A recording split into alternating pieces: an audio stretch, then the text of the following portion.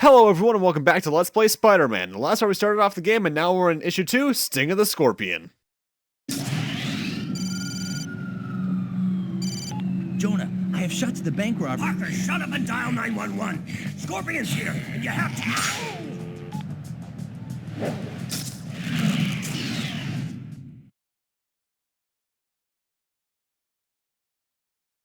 Uh-oh, Spidey. Scorpion's headed out for old J. Jonah Jameson from day one, blaming Jameson for being stuck in his scorpion suit. Spidey had better get there quickly, or JJJ may end up in the obituaries of his own paper.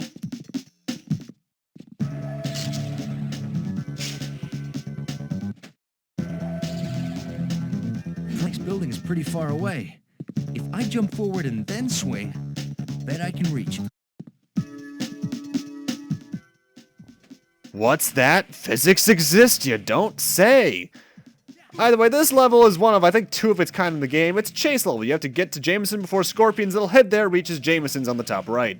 It's more or less timed, however, they give you more than enough time. Usually I can make it before it's even halfway across. And also, I guess it can be potentially hard if you go after every guard, but you really don't have to. You can avoid most of them. Which, you know, good design on them, go have multiple playstyles. Though the first comic book is actually coming up. You can see it on the screen right now. It's on the right side of that building. Comic book number 4 is Amazing Spider-Man number 25. And there it is. Golden. Cool. Either way, time for one of the very few cutscenes in this game I have a lot of problems with. Hey, keep your eyes open. The sooner we take out Spider-Man, the sooner the boss pays us. So let me get this straight. You didn't get paid before tackling the spider-powered superhero? No one can kill him! Get away, Gargan! Your time is running out. Well, actually no, there was that one time Craven buried him, but he got out like a week later. And there was that time Owl poisoned him, but we don't like to mention that. Or that, well, no, that time he came back from in a cocoon. There was that time when Sandman re-killed Zombie Spidey, or when he died protecting his family from Goblin and the Sinister Six. Let's not mention this clone saga, or that thing that brought Miles Morales to the stage. You know what? Actually, let me remedy that statement. It's hard to kill Spider-Man. Either way, yeah, you can make it very easily to the end before he even reaches the halfway point, because we're already at the Bugle.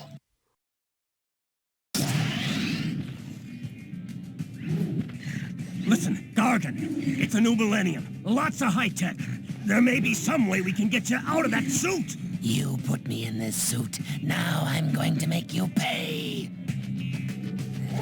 Get over it, Gargan!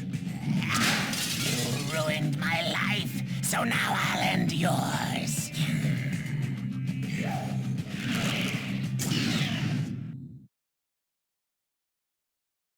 Leave him alone, Chuckles. Butt out, webhead. Spider-Man? I asked for the police, and I get this? First boss of the game is the Scorpion. I recommend keeping your distance from him because he has this tail attack and this punch attack that lay you down for a good amount of time, and that's time he can actually use to kill Jameson. And if Jameson dies, game over.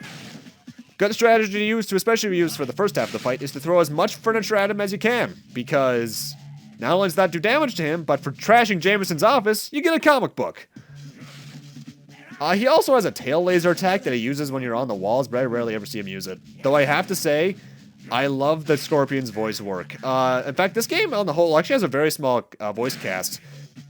Some people from the 90s series do return, but for the most part, the cast at least is like 80% the same two guys. Either D. Bradley Baker, who I know best as Boomy from Legend of Korra, or Darren Norris, who I know best as Gordy from Ned's Declassified School Survival Guide.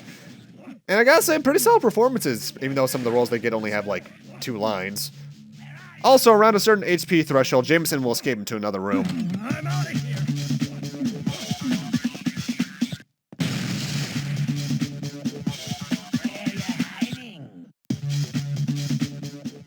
This mostly just serves as a change of environment so you can have more stuff to throw at him. And around this phase, I actually recommend starting to use your webbing a bit more. Also, for throwing that, for destroying the room, as I mentioned, we get a comic book, we get Amazing Spider-Man number 20.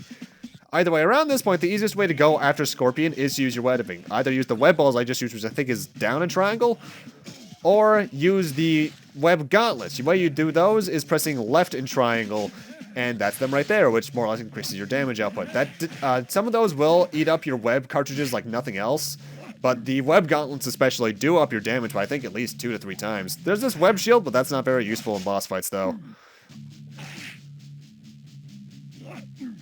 But as you can see, yeah, he's only hit me like 3 times and I'm already below half health. The Scorpion is really powerful, which, mind you, given his origin story, makes a bit of sense, but still. Keep on your toes. Don't stay still for too long if you're going for the all-in, right up into close and personal attack formation idea. That was horrible grammar. And if you just decide to throw things, try and move around a bit because he will try and track you down. But overall, not the hardest boss fight in the world. I got past this as a kid, so it's not that bad. Though it sucks when you miss like that. Also, I mentioned last part the Dreamcast had better graphics. That's for everyone, not just Spider-Man. Black Cat even has her mask, and the Scorpion looks especially better. I don't know what you're trying to pull by saving my life, but it won't work. Oh, you're just too clever for me, JJ. There he is, officers! The man behind the Science Expo heist! Shoot him now! Shoot him! JJ, you are out of the wheel. I mean it this time.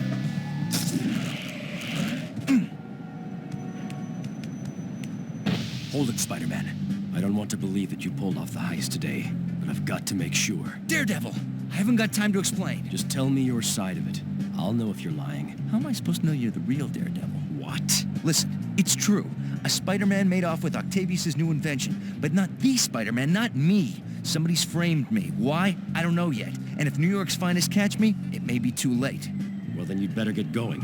NYPD is coming fast. That's it? You believe me? I don't have to believe you. I know you aren't lying. But how? Let's just say you've got your superpowers, and I've got mine. I'll spread the word about your innocence. Not that it'll help with the cops. Good luck. Since when have I had any? Uh-oh.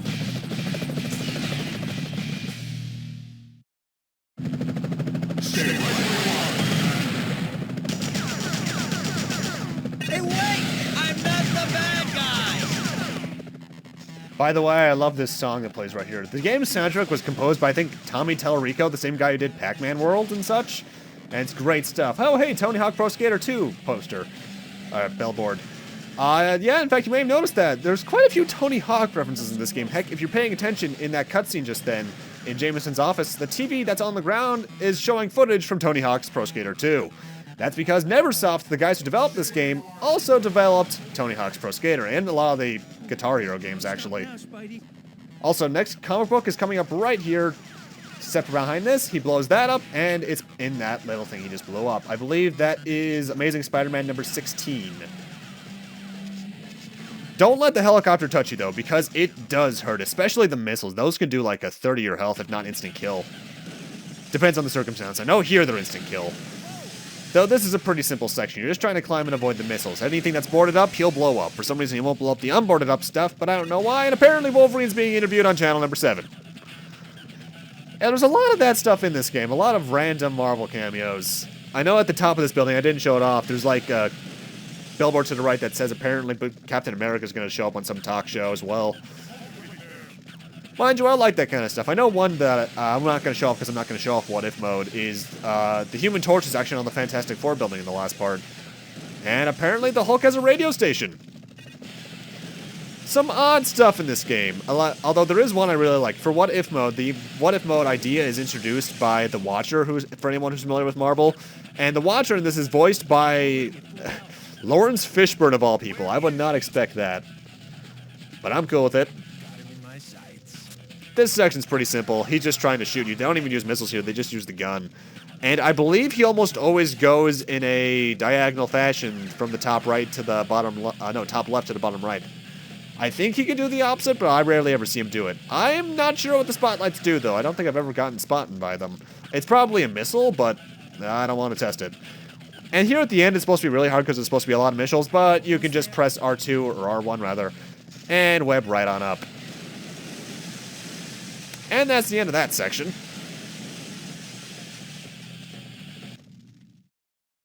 Hey! I'm innocent! I don't think they believe you, Spidey. Also, nice little Easter egg right here. Tony Hawk. Yeah, I skated with that guy. And that's now lampshading the fact that they developed Tony Hawk's Pro Skater 2 a bit further than you might think, though, because I forget how you unlock him, but Spider-Man was a playable character in Tony Hawk's Pro Skater 2. One of the better ones, too, and you got a really wacky FMV live-action thing for beating his campaign mode. Gotta say, though, not a big fan of the Tony Hawk games. It's not the fact that I hate them, it's just the fact that I am not good at them, and I don't know how people are good at them. I cannot understand how those controls work at all. Mind you, I'm just not big on sports games unless they're Mario-themed. Either way, notice this crane has a pumpkin on it. Let's check out what's inside of it. Gee, I wonder who those pumpkin bombs belong to. Haven't used the Spidey armor much before. Could be useful here. Yeah, this is the Spider armor, that's double defense, and this is a nice little reference to the Green Goblin, who is for some reason not in either of the Spider-Man PlayStation games for being like the most well-known villain in my experience aside from Venom. And there's also a comic book in there. That is Amazing Spider-Man number 39 if I recall correctly. But yeah, nice little reference there. I like it when games do that kind of stuff. Like Arkham Asylum Arkham City with the little scarecrow thing you can find that's like the most hidden thing in that damn game. But it's cool. Coming up here, there's actually two routes you can take. You can either go to the center that thing's blowing up, which has a couple of SWAT members, but also a health pickup, or you can just go above to get some web cartridges. But yeah, I guess this is technically this game's version of the Iron Spider. It's more or less a defense upgrade. You can't restore its health at all, but it's more or less an extended health bar, and it actually goes over yours. Mary Jane was right. I should have stayed home today. Whoa! I like that. They actually put a good amount of character into this game. They got a lot of the good ideas for writing and such. And that's the end of that section. A lot of abrupt endings, actually. Nowhere to go but up. But that's the fault of loading on a PlayStation. Either way, you can go up like Spider-Man said, or you can turn around to the left here to find a comic book that's on the little thing here. This is comic book number 8. I think that's Amazing Spider-Man number 400. I don't have all these memorized, keep in mind, because I haven't played this game in so many years, but I remember a good amount of them because I played this game a lot when I was a kid. Enough with the shooting already! Yeah, this was actually one of my childhood favorites, I have to say. It hasn't aged horribly gracefully, but it's still good. And this is just another one of these sections. The best way I can tell you to avoid bullets on this one is to, whenever he says he's going to shoot, switch to the row over. I recommend going left to right. How tall is this thing?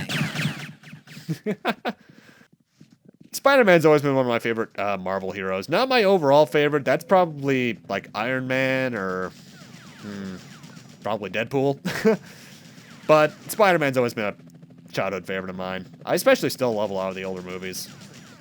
Heck, the Japanese Power Ranger-like series is an absolute guilty pleasure of mine. I love that thing.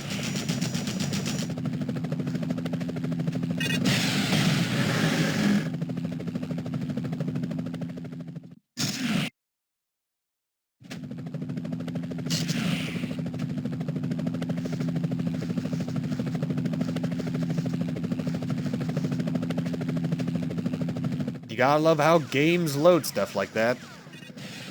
Either way, at this point, you're just escaping from the chopper still. As long as you don't get hit, you should be fine. The bullets don't do that much damage. It's the missiles you have to really fear.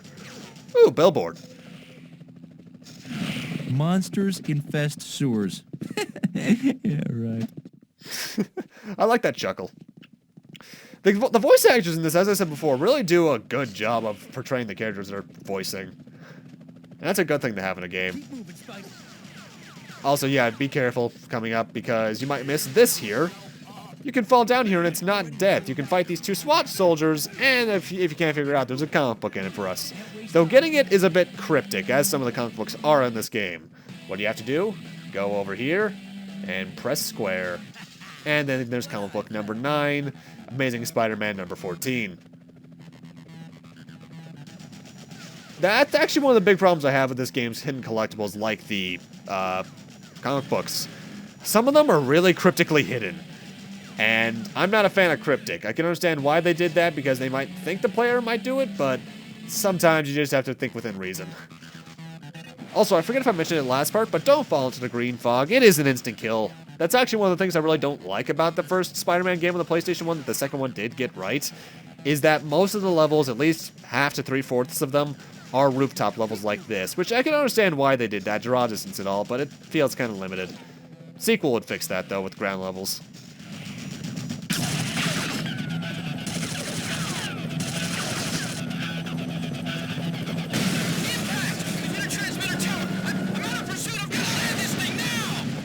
Hey, you gonna pay for that tower? Uh-oh, spider sense tingling. One more step and it's a load of web fluid sticking you to that wall. Well, it's not the most romantic proposition I've ever had. Black Cat. Oh, I'm so glad it's you. Good to see you too, big boy, but you got a problem. Venom's got control of the Jumbotron in Times Square. He's been ranting for hours with a message for you. Venom's ugly face on that big screen? Now that's scary. That's not all. Rhino's on a rampage over at Omnitech as well. What is this, the bad guy Olympics? Look, Times Square's on the way to Omnitech. Let's find out what Venom's up to, and then we'll tackle Rhino. The Venom Marathon continues on the biggest TV in New York. We're shouting out to the whole big rotten apple here, people. Sad thing is, he'll probably get his own talk show for this. So we've got this beautiful redhead. You know her. She's one of those famous bimbos. We have decided that this poor little lassie has 24 hours to live. 24 hours! Oh, by the way, her name is Mary Jane Parker.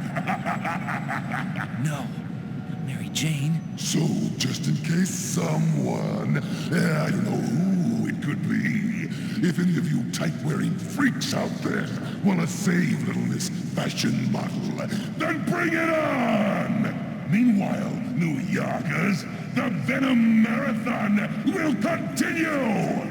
Listen, I realize what this means. Forget about helping me with Omnitech. I can handle Rhino. Rhino by yourself? Thanks, Cat, but no thanks. Look, being Spider-Man has given me a lot and taken a lot away, but one thing never changes. My responsibility to use my powers for others before myself, no matter what the cost. There are innocent people at Omnitech, and they need our help right now. I won't let them down. Then I'll stop Venom. And this time, it's for the last time. So that's an interesting little thing. This game actually takes place during a time where Peter Parker and Mary Jane are already married. Not many things use that nowadays outside of like the comics, obviously. So I find that little tidbit interesting. But with that, I'm gonna need to end this off here. Thank you guys for watching, and in part 3, we're heading after Rhino. See you guys then.